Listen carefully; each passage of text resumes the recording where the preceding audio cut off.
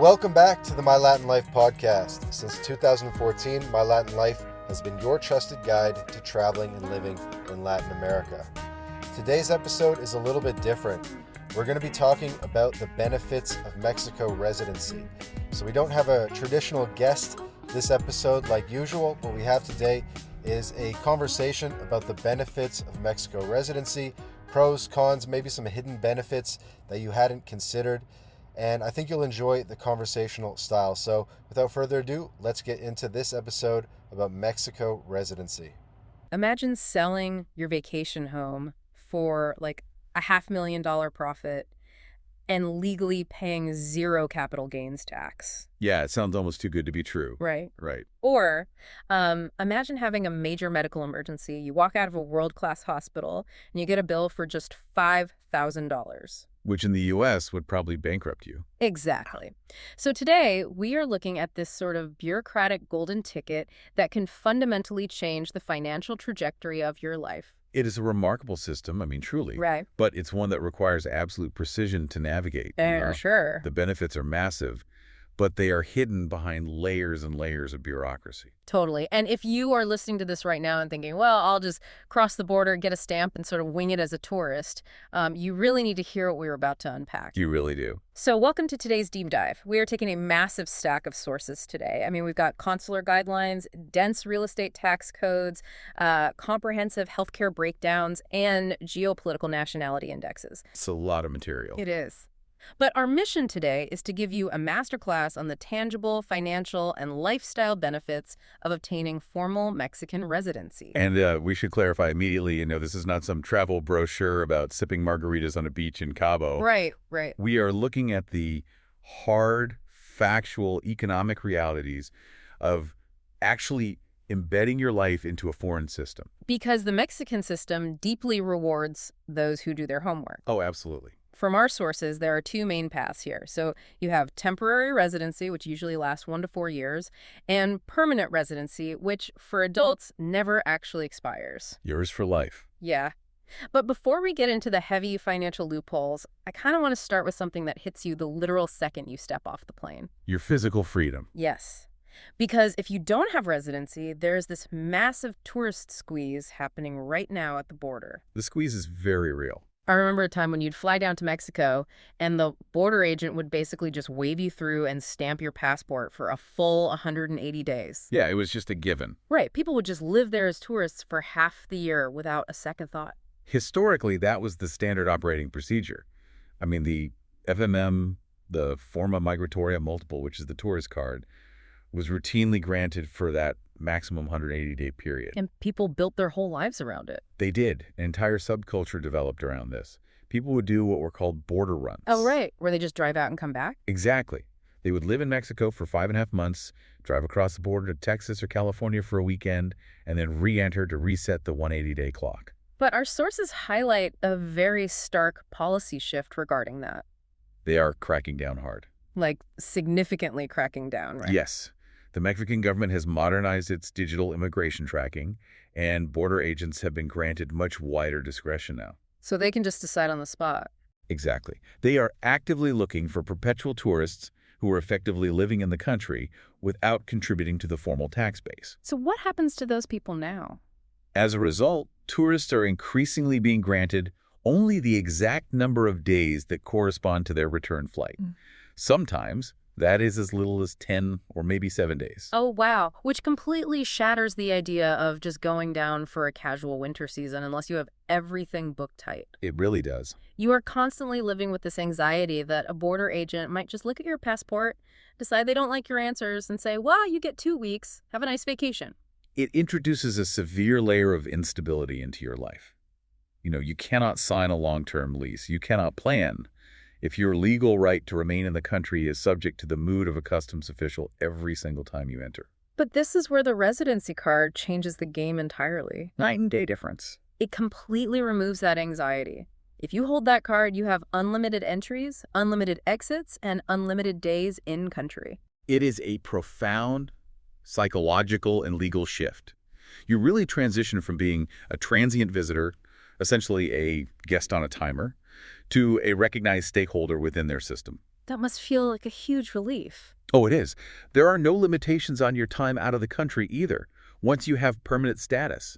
You can leave and return as often as your life dictates. So you've got the freedom to stay, but what fascinates me is how residency changes how you move inside the country. The day-to-day mobility? Right, because if you are just a tourist, you cannot easily get a Mexican state driver's license. It's practically impossible. And registering a car in your name, forget about it. The bureaucracy simply isn't built to process major asset registrations for people on tourist visas.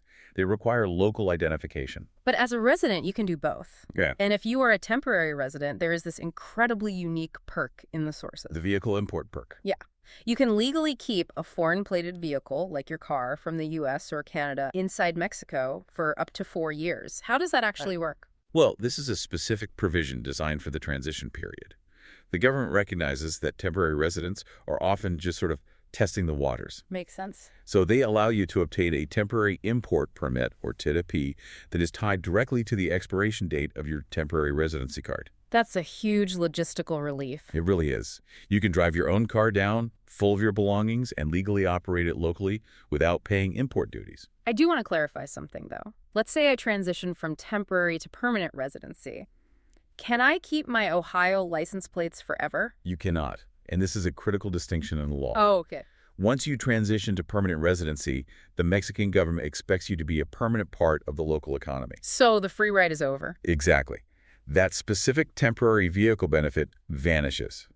You are then expected to either formally import and nationalize the vehicle, which involves paying significant import duties, or sell it outside the country and buy a local Mexican-plated vehicle.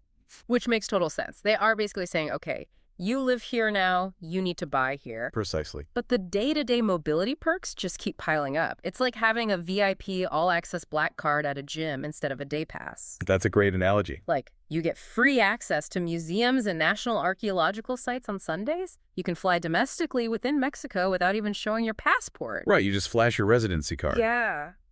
I even saw a note in the sources about getting access to certain private resort beaches in Cabo San Lucas that are closed off to general tourists, but open to locals and residents. Those are the fun lifestyle enhancements. Yeah. But if we connect this to the broader picture of daily living, there is a much more vital benefit to holding that card. Oh, right. And it relates to how you interact with local authorities. Yes, the security dynamic. This really stood out to me. The sources explicitly mention that local police are significantly less likely to shake you down for a bribe or even target you for a robbery if you can present a legal residency card rather than a foreign passport or a tourist visa. It's a very real phenomenon. Why is that exactly? It fundamentally alters the power dynamic of the interaction.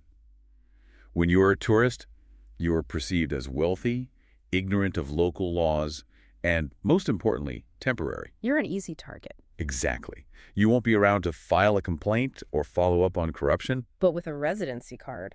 But when you present a residency card, you are signaling to that officer that you are embedded in the Mexican digital immigration tracking system. You have a registered local address. You're not going anywhere. Right. You likely have local ties, you understand the system, and you aren't leaving on a flight on Sunday.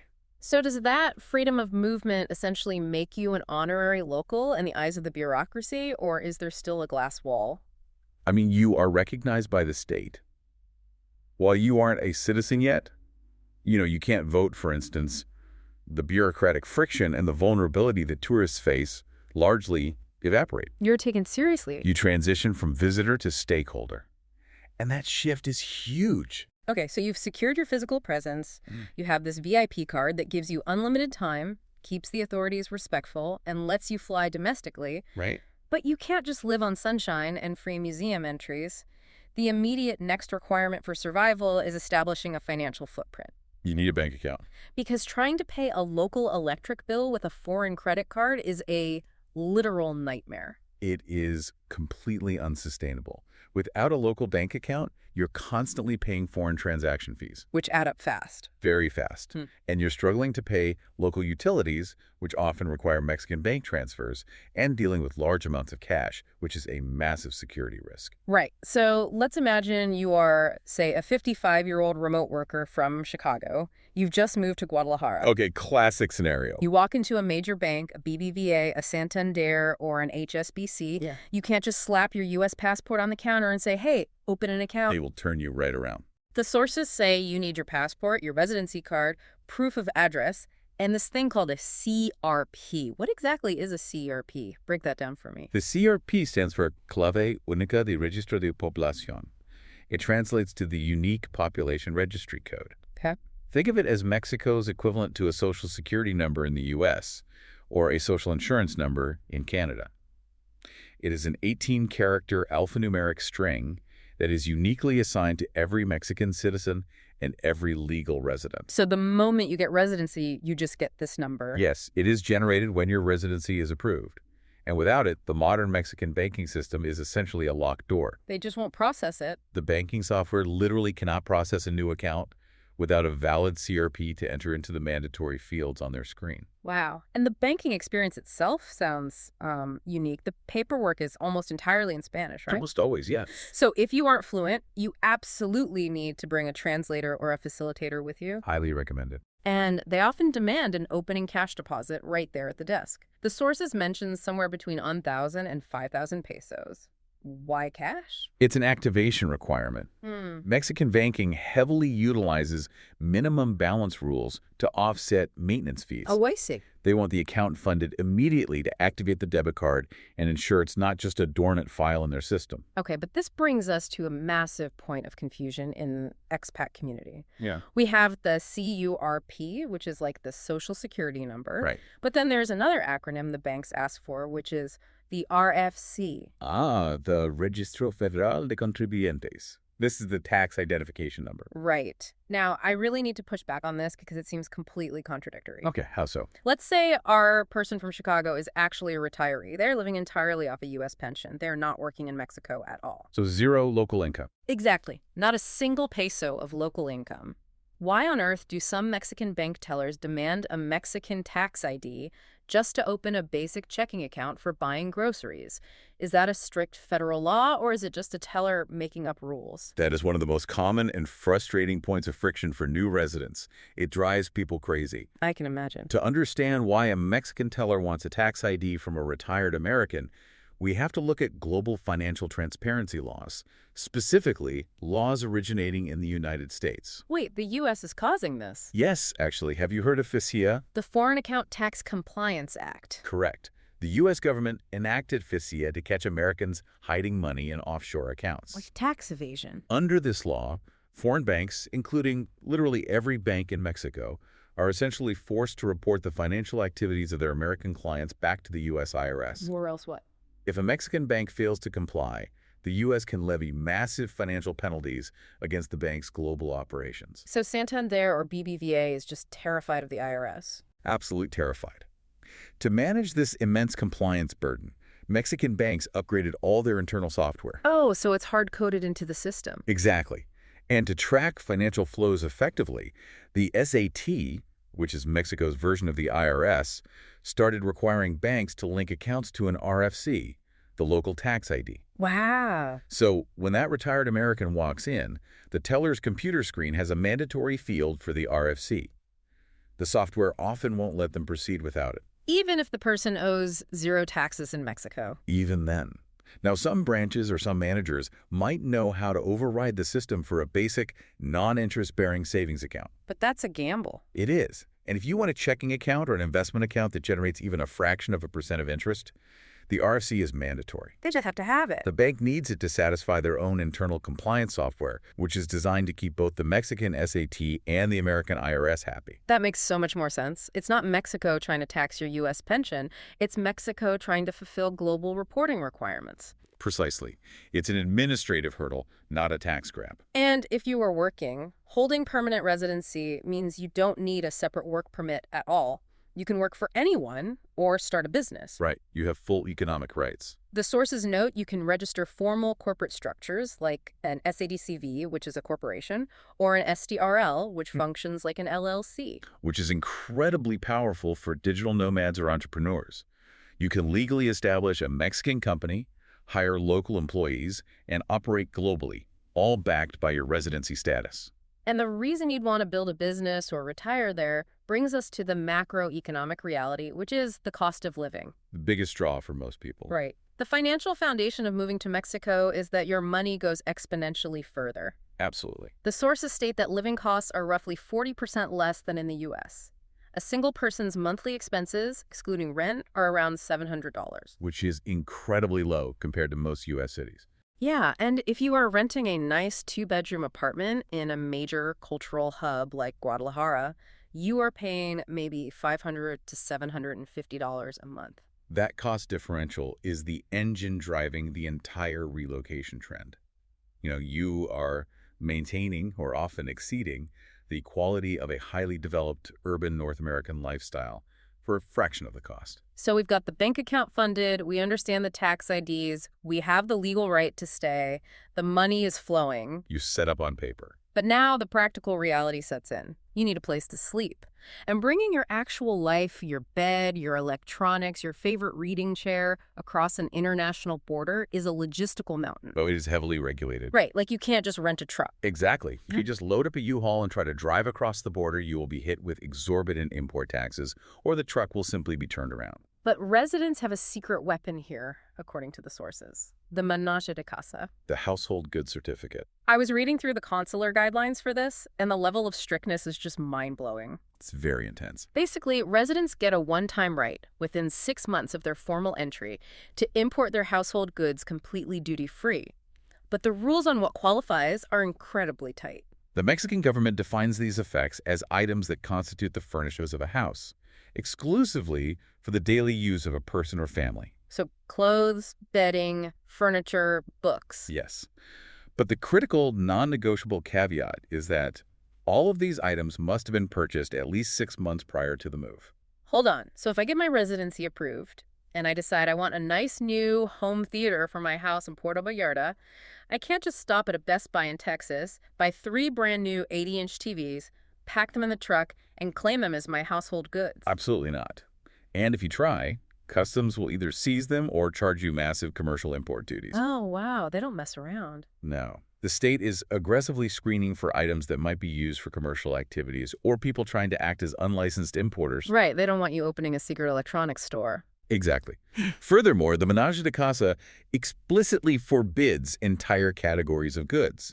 You cannot include vehicles, weapons, ammunition, any alcohol whatsoever, or any chemicals. Wait, no alcohol, so I can't bring my wine collection. No, you cannot. Alcohol is subject to entirely different health and tax regulations. The Menage is strictly for daily living items. And the bureaucracy to actually get this certificate, it sounds like doing a forensic audit of your own living room. That's a very accurate way to put it. It costs $195. You have to go to the Mexican consulate in your home country with 4 sets of copies of your passport, your residency card, and a typed, highly detailed inventory. Very detailed. And when I say detailed, I mean the consular sample actually says you cannot just write 1 TV or 1 box of kitchen stuff. No, that will be rejected immediately. You must write 1 television, 42-inch, Sony Triton series, serial number QWEW 1354326XX. You literally have to track down the serial number on the back of your microwave. Why on earth is it so granular? It is tedious by design. You have to look at the economic rationale behind it. Mexico has a massive domestic manufacturing sector. Right, they make a lot of stuff. They produce televisions, refrigerators, and furniture. The government wants you, as a new resident, to stimulate the local economy by buying those things in Mexico. Protectionism. Exactly.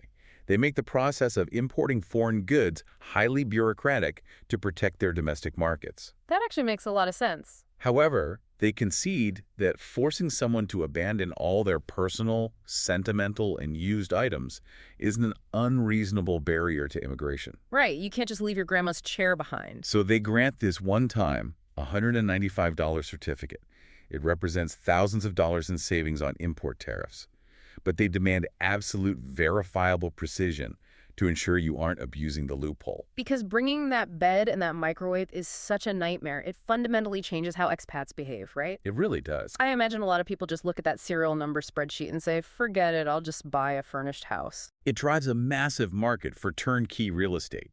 Many expats find it far more cost-effective and far less stressful to bring nothing but suitcases. Just skip the U-Haul entirely. Exactly, and either buy a fully furnished property or furnish it entirely through local Mexican retailers once they arrive. Which bridges us perfectly into the next major pillar of residency, real estate. Because transitioning from renting an apartment to actually owning dirt in Mexico unlocks some of the most powerful legal and financial benefits we've seen in the sources. It's where the real wealth preservation happens. But first, we have to kill a very persistent myth. The idea that foreigners cannot own land in Mexico. Right. I hear this all the time. People say, oh, you only lease it for 99 years. The government can take it back whenever they want. That is an outdated misunderstanding of the Mexican Constitution. Historically, Article 27 of the Constitution did restrict foreign ownership in what is known as the restricted zone. And what exactly is that zone? This zone encompasses any land within 50 kilometers of the coast, or 100 kilometers of an international border. Which happens to be exactly where all the expats want to live. Cabo, Cancun, Puerto Vallarta, Tijuana. Precisely. To solve this, the government created the fideicomiso system. This is a bank trust. Okay, how does that work? A Mexican bank holds the legal title to the land, but the foreigner is the sole beneficiary of the trust. The foreigner has full rights to build, sell, rent, or inherit the property. So it's safe. It is highly secure, but it requires paying setup fees and annual maintenance fees to the bank.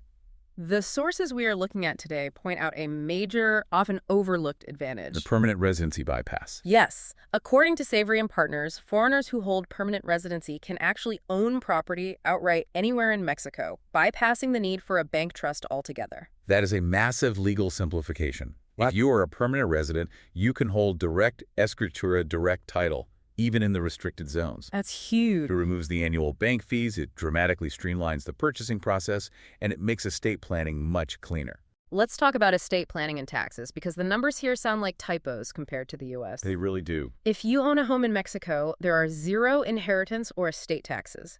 Nothing. None. And the annual property tax, which is called the predial, is astonishingly low. The sources note that depending on the municipality, the annual bill is often between $150 and $500 US That'll be an entire year. for the year. I know people in New Jersey paying $15,000 a year in property taxes. To drop that overhead to $200 a year fundamentally changes the math of retirement. It drastically reduces your fixed overhead. Yeah. You don't have to constantly generate huge amounts of income just to keep your house. Exactly. But the most significant financial windfall in Mexican real estate isn't the property tax. It's the tax strategy when you decide to sell the property. This is where residency becomes incredibly lucrative. Yes, the capital gains loophole. This is Article 92, Fraction 92 edues of the Mexican income tax law. Let's walk through this slowly because it is huge. It's the biggest poke of all. Normally, if you sell a house in Mexico and make a profit, you owe a substantial capital gains tax, around 25% or more. Which takes a massive bite out of your equity. But if that house is your primary residence and you are a legal resident with that RSC tax ID we discussed earlier, you get a one-time capital gains tax allowance. You can use this exemption once every 3 years. And the mechanism for calculating this exemption is fascinating. The Mexican government doesn't just give a flat peso amount because of historical inflation. Right, inflation would just eat it away. So they use something called UDIs. What is a UDI? UDI stands for Unidad de Inversión, or investment unit. It is a financial index created by the Bank of Mexico in 1995, right after the peso devaluation crisis. Okay. The value of a UDI is adjusted daily to perfectly match the inflation rate. By pegging the tax exemption to UDIs rather than static pesos, the government ensures that the real-world value of your tax exemption doesn't erode over time due to inflation. That is actually brilliant. It's like a financial shock absorber. It's a very smart system. So the current exemption allowed by law is 700,000 UDIs. Since the UDI adjusts daily, what does that equal right now? Currently, 700,000 UDIs equates to roughly 4.9 million Mexican pesos. Which is roughly 290,000 US dollars. So you can deduct almost $300,000 right off the top of your profit before you even start calculating the tax. Yes, it completely shields that amount. And here's the absolute kicker from the sources. If the property is co-titled with a spouse, and that spouse is also a resident with an RFC and it's their primary residence too, the exemption doubles. Correct. You can apply 700,000 UDIs for yourself and another 700,000 UDIs for your spouse. That shields nearly 10 million pesos, over $500,000 US of pure profit from taxation. That is staggering. It really is. It allows expats to build and keep serious generational wealth. And even beyond the exemption, the sources note that you can deduct certain costs against whatever capital gains are left over.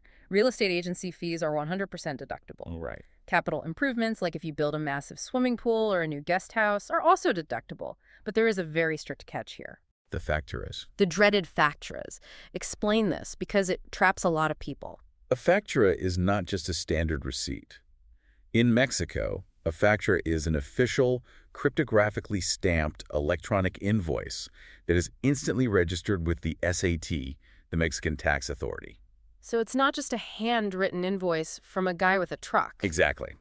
If you hire a local contractor to build that swimming pool and you pay them in cash under the table to save a little money, they will not issue a factura. And then what happens? When you go to sell the house 5 years later, you cannot prove to the tax authority that you spent that money.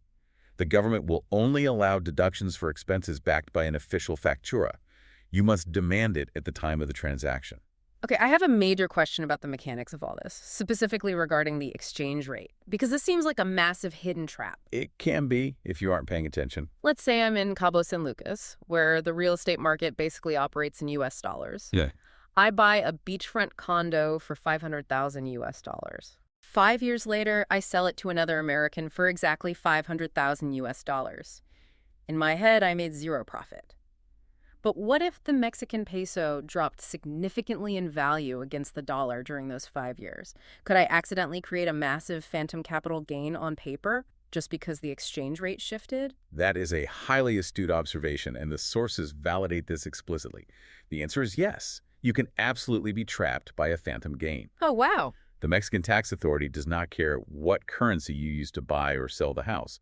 They calculate everything exclusively in Mexican pesos using the official exchange rate published by the Bank of Mexico on the exact date of closing. So if the peso was strong when I bought it, but weak when I sold it, the peso amount looks massive, even though the dollar amount didn't change. Exactly. The math will show that you made millions of pesos in profit, and you will be taxed on that spread, regardless of the dollar parity. Currency fluctuation fundamentally alters the risk profile of cross-border real estate investments. Which is terrifying if you aren't prepared for it. How do you navigate that without making a mistake that costs you tens of thousands of dollars? You don't do it alone. This is why the sources stress the absolute, non-negotiable necessity of working with a notario publico. Now, we need to clarify what a notario is, because in the US or Canada, a notary is the guy at the local UPS store who charges you $10 to stamp a document and verify your driver's license. It is the most dangerous false cognate in international real estate. A Mexican notario publico is nothing like a U.S. notary. Not at all. A notario in Mexico is a highly specialized, elite attorney who has been appointed directly by the state governor. There are only a limited number of them in each city. So they're a big deal. They act as a hybrid between an attorney, a title escrow officer, and an agent of the IRS. So they have real power. Absolute power over the transaction. Yeah. They are legally responsible for ensuring the title is clear, verifying that all property taxes have been paid, and crucially, calculating your exact tax liabilities and exemptions. So they're the ones doing the UDI math. They are the ones who formally process that 700,000 UDI exemption with the federal government.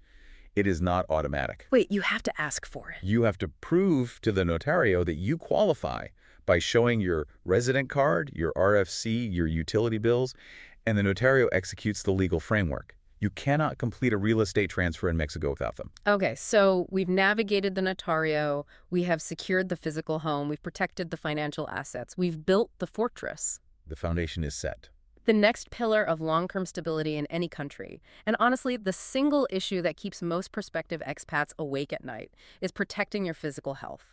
Healthcare is undoubtedly the primary driver of North American relocation. Without a doubt. The escalating, often ruinous costs of care in the U.S. specifically push many to look south. Mexico operates a dual medical system, a public safety net, and a private free market system. And your residency status dictates exactly how you interact with both. Let's unpack the public safety net first because the acronyms here can get confusing. They definitely can. First, there's INSABI, which is currently transitioning into a system called IMSS Bienestar. This is Mexico's universal free public healthcare system. If you are a legal resident and you have that 18-character CURP number we talked about, you are automatically eligible at no cost. Right. It covers primary care, specialist visits, and medications. It sounds like a utopian solution, but we must look closely at the caveats. The reality of INSABI, or INSS Bienestar, is that it is severely underfunded in many regions. It is. The demand far outpaces the supply. Let's use an analogy here. I like to think of the Mexican healthcare system like an airline. INSABI is like flying standby on an ultra-budget airline. That's a good way to look at it. Yes, the ticket is free, but the terminal is crowded. You might have to wait a very long time for a seat, and you don't get any extra perks. And crucially, if there's a massive storm, they might not be able to get you to your destination. Meaning complex treatments. Exactly. The sources note that while it covers basic care, INSABI often does not fully cover major complex surgeries or long-term specialized treatments for things like severe diabetes or heart attacks. That is correct. Patients in the public system might end up paying 50% or more of the cost out of pocket for major medical supplies or specialized drugs simply because the public hospital doesn't have them in stock. And the rule on pre-existing conditions for this public tier is vital to understand. The sources state that INSABI covers all conditions with no exceptions for pre-existing conditions, excluding life-threatening diseases like severe cancer or HIV. Which is a huge exclusion. So it's a safety net, but it has significant holes if you arrive already very sick. Yeah. Then you have the other public tier, ISS. The Instituto Mexicano de Seguro Social. This is the formalized Social Security medical system. Sticking with the airline analogy, IMSS is like flying economy on a major legacy carrier. You have a guaranteed seat, it's more structured, but there are strict rules. How do you get into IMSS? IMSS is primarily for the formal workforce. If you are employed by a registered Mexican company, your employer is legally required to deduct a portion of your salary to cover your IMSS enrollment. But what if you're not working? If you are a legal resident but not employed, like our retiree from Chicago, you can still sign up for IMSS by making voluntary annual contributions. It costs a few $100s a year. But IMSS has its own set of rigid rules that could completely derail your plans if you don't read the fine print. Very rigid. To receive benefits, you have to be enrolled and contribute for at least 4 weeks before you can even see a doctor for a basic checkup. Yes, there is a waiting period. And if you need a surgery, there is a mandatory waiting period of 1 full year. You can't just buy in and get a knee replacement the next month. And the biggest catch of all, IMSS strictly does not cover pre-existing conditions. None whatsoever. Wait, really? None at all? If you move to Mexico with asthma, diabetes, cancer, addictions, or mental illness, you cannot rely on IMSS to treat those specific conditions. Yeah. They will deny the coverage. That's a deal breaker for a lot of people. It is. Furthermore, both public systems INSABI and INS suffer from systemic capacity issues. According to research published in the Salud Pública de Mexico, the average wait time in the public system for a scheduled surgical procedure is between 12 to 15 weeks. Wow. Diagnostic procedures, like getting a specialized scan, average 11 weeks. That's 3 to 4 months waiting for a surgery. And let's be completely honest, another massive barrier for expats in the public system is the language. Yes, the language barrier is intense. There is a very limited number of fluent English-speaking medical professionals in INSABI or IMSS facilities. If you don't speak decent medical Spanish, navigating a health emergency in a crowded public hospital is going to be incredibly stressful. Which is why the overwhelming consensus across all our sources is that expats, particularly those relocating for retirement, must engage with the private healthcare sector. The private system. This is chartering a private jet. You bypass the waiting rooms, you get English-speaking specialists. The facilities look like 5-star hotels. The level of care is exceptional. And the reason this is viable is that the cost savings compared to the U.S. are just absurd. The systemic differences in medical administration, the lower cost of medical education, and the radically different malpractice liability laws make Mexican private care highly affordable. It's just a totally different economic model. Overall, Americans paying completely out of pocket can save up to 75% on medical procedures. Let's give the listeners some specific numbers from the sources because they highlight the economic arbitrage perfectly. A standard visit to a private specialist doctor, around 400 to 600 pesos, which is roughly 20 to 30 US dollars. Which is basically a copay in the U.S. Exactly. An MRI scan, which in a U.S. hospital could easily cost $3,000, costs between $300 and $500 in a top-tier Mexican private facility. That is 10 times cheaper. Dentistry is perhaps the most common entry point for cross-border medical care. A routine teeth cleaning is between $24 and $58. That's amazing.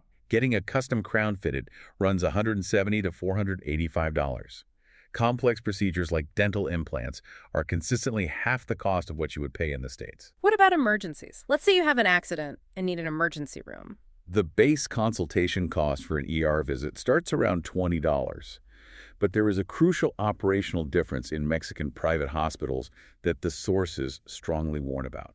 The upfront deposit. Yes. The pay upfront culture in Mexican private medicine is standard practice. So they don't just bill you later.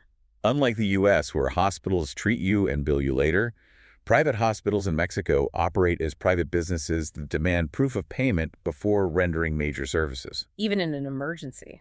If you arrive in an ambulance before they admit you to a room, the administration will often demand a deposit.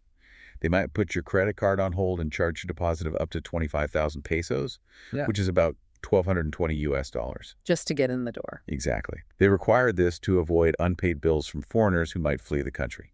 A good rule of thumb, if you aren't covered by a highly comprehensive international insurance plan that the hospital recognizes directly, is to always have at least $2,000 to $5,000 accessible on a credit card, specifically for medical deposits. But here's the silver lining.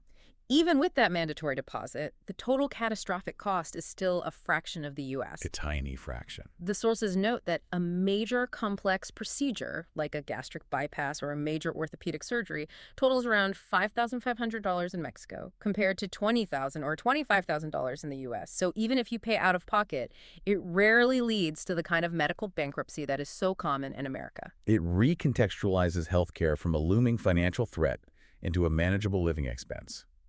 Accessing these private and public systems securely, without the friction and vulnerability of a tourist visa, changes the entire stability of your life abroad. And while healthcare offers profound savings for everyone, there is a specific demographic that unlocks an entirely new tier of economic benefits. The senior demographic. Yes. If you hit a certain age, your residency card essentially evolves into a discount superpower. You are referring to the INAPAM program. Yes. If you are 60 years or older, this is the golden ticket. Explain what INAPAM is. The Instituto Nacional para las Personas Adultas Mayores. It is a federally run agency dedicated to supporting seniors. Okay. They issue a specific discount card that is available to Mexican nationals and, crucially, to legal foreign residents aged 60 and over. It is arguably one of the most widely utilized and celebrated financial benefits of long-term residency for retirees. And the requirements to get it are just as specific and quirky as the Menage de Casa. You can't just apply online. No, everything must be done in person. You have to go in person to your local municipal office. The paperwork is entirely in Spanish. You need your passport, your residency card, and a recent utility bill from the last 2 to 3 months to prove you actually live in that specific municipality. They are very strict about the utility bill. But my absolute favorite detail is the photo requirement. The tamaño infantil photos. Yes, you can't just print out a nice selfie from your phone. You have to go to a proper photography studio and request specialized infantile-size photos. Infants. They must be front-facing, no glasses, no hats, no smiling, and they must be printed on actual physical professional photographic paper. Why are they so obsessed with the exact paper type? Because the local government offices physically glue or staple that photo to the physical card and laminate it. Seriously, they just glue it on. Yes, they rely on analog verification in many municipal offices. The bureaucratic precision is consistent across all Mexican government interactions. But the payoff for adhering to those precise rules is substantial. It really is. Yeah. This isn't just a 5% discount on a cup of coffee on Tuesdays. The INAPAM card provides deep discounts, typically ranging from 10% to 50% across a massive spectrum of goods and services. It covers almost everything. You get discounts on medications at hundreds of pharmacies, which stacks on top of the already lower medical prices we discussed. You get massive discounts on the ADO bus network, which is the luxury intercity bus system. The ADO network is vital for domestic travel, and a 50% discount on those fares significantly enhances mobility for seniors. I can imagine. It also extends to domestic airlines, though the sources do note that airlines often limit these discounts to off-peak times or specific seat quotas. But the discounts go even deeper into basic survival costs. You get discounts at local convenience stores, bakeries, museums, and hotels. And utilities. Right, and crucially, essential utilities. Many local municipalities offer seniors a 50% discount on their annual property taxes, that pre-dial we discussed earlier, and their water bills just by presenting this card at the local payment office. It is a comprehensive reduction in the cost of living. No, wait, I do want to bring up the moral friction mentioned in the sources. Should relatively wealthy expats from the US and Canada really be taking advantage of discounts meant to support Mexican seniors who might be living on less than 2,000 pesos a month? Is it an ethical gray area? It's a debate that happens frequently in expat-heavy communities. The program is universally applied based on two strict factors. You must be 60 years or older, and you must have legal residency status. Right, the law doesn't care about income. The economic design is to reward all legal residents who contribute to the local economy, whether that is through paying property taxes, buying groceries, employing local tradespeople, or paying sales tax. The system integrates you financially and then rewards that integration. The ethical debate simply reflects the broader economic disparities. Okay, let's pull back and look at the final evolution of this entire journey. We've gone from crossing the border and avoiding the tourist squeeze to funding bank accounts, importing furniture, buying property, securing world-class healthcare, and lowering your cost of living with the INM card. It's a massive transition. For those who stay long-term, who really build a life there, the ultimate benefit of residency is that it acts as the foundation for full citizenship. It is the apex of the residency process. Temporary residency is the stepping stone to permanent residency, and permanent residency is the direct pathway to naturalization. And what does that timeline actually look like for our hypothetical remote worker from Chicago? How long until they can hold a Mexican passport? Generally, the standard naturalization process requires 5 years of continuous legal residence in Mexico. Okay, 5 years. You have to prove that you have been physically situated in the country for at least 18 months out of the 2 years immediately preceding your application. So you can't just be a resident on paper. The government wants to see that you actually live there, not just hold a card while living elsewhere. However, that 5-year timeline is dramatically reduced to just 2 years under certain specific conditions. Right, family ties. If you are married to a Mexican citizen or if you have a child born in Mexico, it drops to 2 years. Yes. But there is another fast track that I found fascinating in the sources, the Ibero-American connection. Yes. If the applicant is originally from an Ibero-American country, which includes almost all of Latin America, plus Spain and Portugal, the naturalization requirement is automatically reduced to 2 years. So a Colombian or a Spaniard can get citizenship in 2 years, but a Canadian takes 5. Correct. This is a reciprocal international agreement. Mexican nationals can also naturalize in Spain or Portugal after just 2 years. It's a powerful, historic, cultural, and linguistic alliance built directly into the nationality law. But regardless of the timeline, they don't just hand you the passport in a gift basket. There is a test. A very rigorous test. You have to prove economic stability. You have to provide a perfectly clean criminal record from both Mexico and your home country. And you must pass a comprehensive exam administered by the SRE, the Ministry of Foreign Affairs. And this test covers the Spanish language, Mexican history, and Mexican culture. It requires a demonstrable, genuine integration into the fabric of the country. You must prove you understand the society you are joining. You have to do the work. But once that is achieved, the power of the Mexican passport is formidable. Mexico fully recognizes dual citizenship, meaning U.S., Canadian, or European citizens do not have to renounce their birth nationality to hold a Mexican passport. And let's look at the actual geopolitical stats on that passport because it acts as a geopolitical skeleton key. According to the Henley & Partners Quality of Nationality Index, the Mexican passport ranks 53rd globally and 40th in overall travel freedom. Which is very strong. It offers visa-free, visa on arrival, or e-visa access to over 160 destinations worldwide. That includes the entire Schengen area in Europe, the United Kingdom, Japan, and recently, Canada lifted its visa restrictions for Mexican citizens. It provides immense global mobility. But the geopolitical advantage becomes truly apparent when you compare it to a U.S. passport in certain complex regions. Exactly. The sources explicitly state that dual U.S.-Mexican nationals often choose to travel exclusively on their Mexican passport because it offers significantly better travel freedom and much less friction when visiting places like Cuba, the Russian Federation, Iran, the Middle East, or other regions where U.S. foreign policy might make an American passport a liability. It depoliticizes your travel. It opens doors that a U.S. or European passport might struggle with, or at the very least, it lowers the political temperature when you hand it to a border guard. And beyond just travel freedom, the Mexican passport is increasingly acting as a strategic insurance policy for global professionals. How so? Well, Pablo Mateos, a prominent researcher at the CIASIS Research Center, highlights a fascinating paradigm-shifting trend. As United States immigration policy places increasingly stringent restrictions on skilled labor, specifically regarding H-1B visas, a Mexican passport becomes an incredibly valuable corporate asset. He points specifically to the tech industry, right? The massive software and engineering companies setting up in the Guadalajara tech hub. Precisely. Guadalajara has become a massive technological center, and it is only a 3.5-hour flight from San Francisco. Basically next door. We are seeing major U.S., Indian, German, and Russian software companies setting up substantial bases there. This is part of the nearshoring trend. Right. For a global tech entrepreneur, say, an engineer from India who is struggling with the U.S. visa lottery system, obtaining Mexican permanent residency or a Mexican passport, provides a highly stable base of operations just south of the U.S. border. So they basically use Mexico as a base camp. Exactly.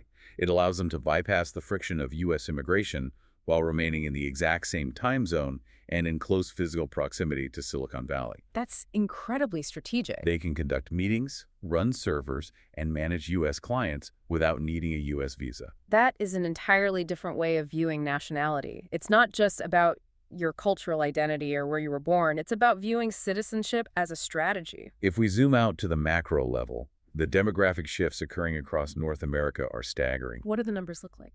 Pablo Mateos notes that there are currently 11.6 million Mexican-born people living in the United States. Furthermore, there are another 12.6 million U.S.-born persons with Mexican parents who are legally entitled to be Mexican nationals by birth right now. That's mad. And there are nearly 12 million more claiming heritage who could soon be entitled to citizenship through the expanding laws of Egobias Sanguinis, which is blood right citizenship, allowing transmission over multiple generations. So you combine the people in Mexico, the expats moving in, and the diaspora in the U.S. We are looking at a potential interconnected population of 154.6 million Mexican nationals across North America. Wow. Nationality is increasingly becoming a portfolio of assets, a strategic toolkit for global mobility and economic leverage, rather than just a single static identity. So let's bring it all together. We started this deep dive looking at the tourist squeeze, that very real anxiety of border agents arbitrarily limiting your stay to 10 days. Right. And we've traced the path all the way from that initial friction to the ultimate freedom of dual citizenship. Along the way, we've unpacked the banking hurdles, the logistical nightmares of the Menaje de Casa, the massive 4.9 million peso capital gains exemptions using UDIs, the 75% savings by using private charter jet healthcare, and the VIP discounts of the INAPAM card. It is a massive, complex journey. It is a journey from the periphery to the center of a society. Residency transforms the Mexican experience from a simple consumer transaction, buying a 2-week vacation, into a structural, legal investment in your own future. And that leaves us with a really deep question to ponder. We've seen how powerful the economic arbitrage is. It's undeniable. But as more global citizens realize these profound legal, financial, and lifestyle benefits, the lines between countries are blurring. As hundreds of thousands of North Americans and Europeans utilize these exact legal pathways to become permanently resident expats or dual citizens, how will this massive influx change the cultural and socioeconomic fabric of Mexico itself? It's a profound question. Are we looking at the early stages of a highly globalized Latin America where the border is less of a wall and more of a bureaucratic filter? And if so, what does that mean for the locals who have lived in these communities for generations, watching their neighborhoods transform into international hubs? That's something to think about the next time you look at a map. Thank you so much for joining us on this deep dive.